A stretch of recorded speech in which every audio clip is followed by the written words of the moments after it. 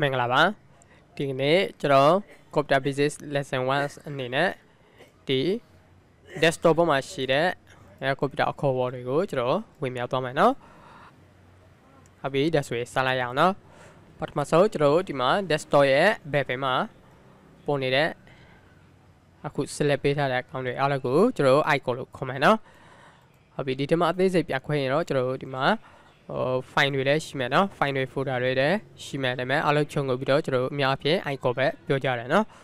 အဲ့ဒါကို icon လို့ခေါ်မယ်ပြီးတော့ဒီအောက်က bar ပေါ့နော်အဲ့ဒီအောက်က bar တစ်ခုလုံးကိုကြတော့ကျွန်တော် task bar လို့ပြောမယ်နော်ဟုတ်ပြီ task bar ပြီးတော့ task bar ရဲ့ဒီမှာ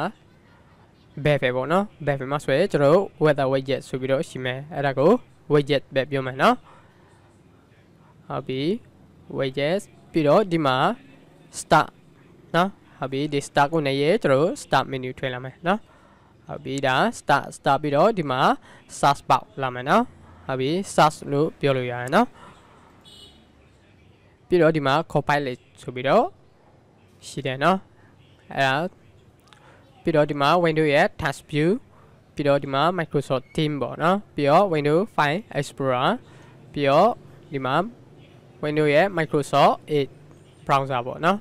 ပြီးတော့ဒီမှာကျွန်တော် paint လောက်ထားတဲ့ program တွေရှိမယ်နော်ဟုတ်ပြီ Photoshop ဟုတ်ပြီဒါဆိုရင်ဒီမှာအောက်ဆုံးမှာကျွန်တော် taskbar ပြီးတော့ဒီမှာ widgets ပြီးတော့ start search ပြီးတော့ copilot ပြီးတော့ task view ရဲ့ဒီမှာ paint လောက်ထားတဲ့ program တွေရှိမယ်နော်ပြီးတော့အဲ့ဒီဟာလေးကိုကျွန်တော်ဒီမှာ show hidden icon လို့ခေါ်တယ်နော်အဲ့ဒီကောင်လေးကိုကျွန်တော်နှိပ်လိုက်ရင်ဒီမှာ background မှာ run နေတဲ့ software တွေ application တွေကိုပြလိမ့်မယ်နော်ဟုတ်ပြီ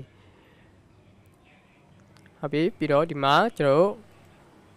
keyboard လေးအောက်တွေပြတဲ့ဟာပေါ့နော်အဲ့ဒါလေးကတော့ကျွန်တော် action setter လို့ခေါ်တယ်နော်ဟုတ်ပြီပြီးတော့ဒီမှာအချိန်ပြတဲ့နေရာပေါ့နော်ဟုတ်ပြီပြီးတော့ဒီမှာခေါင်းလောင်းလေးကကျွန်တော် notification တွေပြတဲ့နေရာပေါ့နော်ပြီးတော့ဒီဖက်တောက်ဆုံးမှာကျွန်တော် mouse လေးကိုတင်လိုက်မယ်ဆိုရင်ဒီမှာအဖြူအောင်လင်းတန်းတဲ့တခုတွေ့ရလိမ့်မယ်နော်အဲ့ဒီက show desktop လို့ခေါ်ရနော်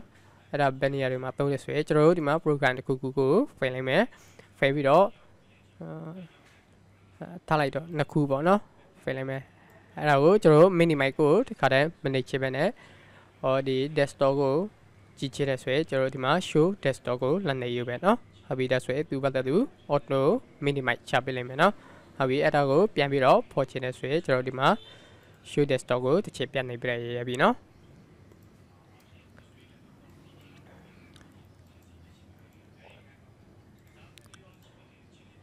ဟုတ်ပြီဒါဆိုရင်ကျွန်တော်